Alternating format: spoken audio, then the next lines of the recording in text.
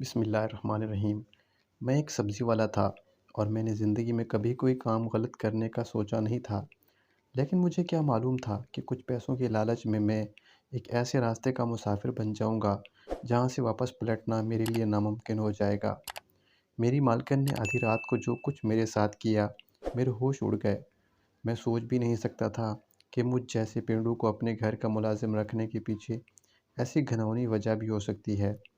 کچھ لوگ اپنی جنسی تسکین کی خاطر اس حد تک گر جاتے ہیں کہ صحیح اور غلط کا فرق تک بھول جاتے ہیں، اور میرے ساتھ بھی کچھ ایسا ہی ہوا جب میں نے اپنے کام چھوڑ کر چند پیسوں کا لالچ میں ایک چند حسین اور جوان عورت کے گھر نوکری کی، تو اس نے اپنی نفسانی خواہشات پوری کرنے کے لیے میرے ساتھ جو کچھ کیا، میرے اوپر آسمان گر پڑا۔ میرا نام خالد تھا، میری عمر 25 سال تھی، میرا تعلق گوجرانوالہ کے ایک گاؤں سے تھا، اور میں پینڈو قسم کا ہی انسان تھا، پڑھا لکھا بھی نہیں تھا۔ اسی لیے جب گھر کا گزارا کرنے کے لیے پیسوں کا مسئلہ ہوا تو میں لاہور جیسے شہر میں آ گیا۔ میں نے سن رکھا تھا کہ لاہور میں اچھے روزگار کے مواقع مل جاتے ہیں۔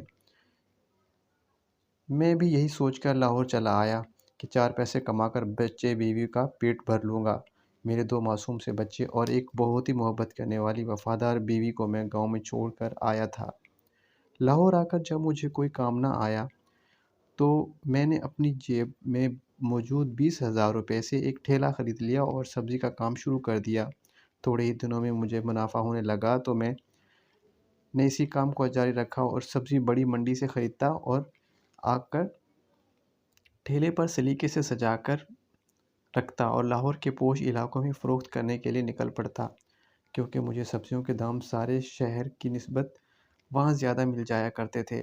ایک دفعہ میں اتفاق سے اس علاقے میں بیچنے سبزی گیا۔ اس دن مجھے اندازہ ہوا کہ میرا منافع روزانہ سے زیادہ کہیں ہوا ہے۔ پھر کیا تھا کہ میں روز ہی اس علاقے میں سبزی فروخت کرنے کے لیے نکل پڑتا۔ ایک دن دوپہر کے وقت میں ایسے ہی آواز میں لگاتا ہوا کام میں مصروف تھا کہ جب ایک بہت بڑے بنگلے سے ایک خوبصورت عورت نکل کر آئی اور مجھے دیکھے بغیر کافی سبزیاں خرید لیں۔ اس کی نگاہ مستقل مجھ پر جمی ہوئی تھی۔ نہ جانے اس کی نظروں میں ایسا کیا تھا کہ مجھے کچھ الجھن محسوس ہو رہی تھی۔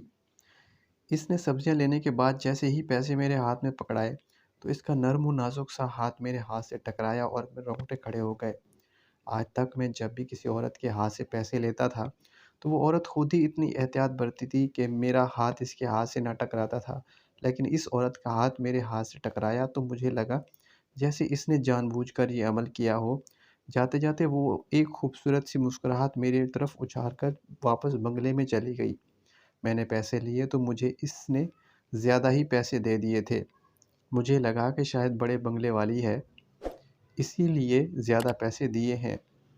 میں معمول کے مطابق اپنا کرائے کا کمرہ لے رکھا تھا اور میں وہاں پر چلا گیا اور اسی کمرے میں رات گزارتا تھا۔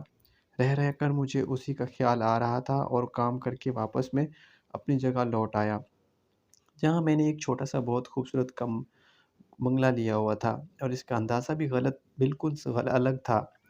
نہ جانے کیوں پہلی دفعہ مجھے اپنی بیوی بچوں کے بارے میں نہیں بلکہ اس انجان عورت کے بارے میں سوچتے سوچتے سویا تھا۔ اگلے دن بھی میں سبزی منڈی سے سبزی لے کر اس علاقے میں پہنچ گیا۔ اس بنگلے کے آگے ہی کیا تھا کہ میری آواز سن کر وہ عورت دوبارہ سبزی لینے کے لیے آ گئی۔ مجھے ایسا محسوس ہوا جیسے وہ میرے انتظار میں کھڑی تھی۔ آج بھی میرا چہرہ تکتے ہوئے وہ سبزی خرید رہی تھی اور اس کا دھیان سبزی سے کہیں زیادہ میری طرف تھا۔ میں بہت زیادہ خوبصورت تھا، لیکن اس بات کا احساس مجھے آج ہو رہا تھا۔ اکثر ہی میری بیوی کہتی تھی کہ آپ پورے گاؤں کے سب سے حسین مرد ہیں، لیکن اس شہر کی عورت نے مجھے اس بات کا احساس کروا دیا تھا کہ میں ہی واقعی حسین ہوں۔ میں 6 فٹ کا ایک لمبا چوڑا جوان مرد تھا اور ہر گاؤں والے کی طرح میرا جسم کثرتی اور بھرا بھرا تھا۔ اس عورت نے سبزی خریدنے کے بعد جیسے ہی میری طرف پیسے بڑھائے تو میں کچھ محتاط سا ہو گیا۔ میں دیکھنا چاہتا تھا کہ اس کا ہاتھ غلطی سے ٹکرایا تھا یا اس نے جان بوجھ کر ایسی حرکت کی تھی، اور اس وقت میری حیرت کی انتہا نہ رہی جب پیسے دیتے وقت اپنے جان بوجھ کر میری طرف میرے ہاتھ پہ ہاتھ اپنا ٹکرایا تھا۔ میں جان گیا تھا کہ یہ کوئی غلطی نہیں تھی بلکہ سوچا سمجھا ایک عمل ہے میں گھبرا سا گیا تھا کیونکہ یہ میری زندگی کا پہلا اتفاق تھا۔ آج تک میں نے اپنی بیوی کے علاوہ کسی اور عورت کے وجود کو محسوس نہیں کیا تھا۔ میرے گاؤں میں تو عورت شرم و حیا کا پیکر تھی، کبھی کسی مرد کے آگے اپنا گھونگھٹ تک نہیں اٹھاتی تھی۔ Thank you for watching.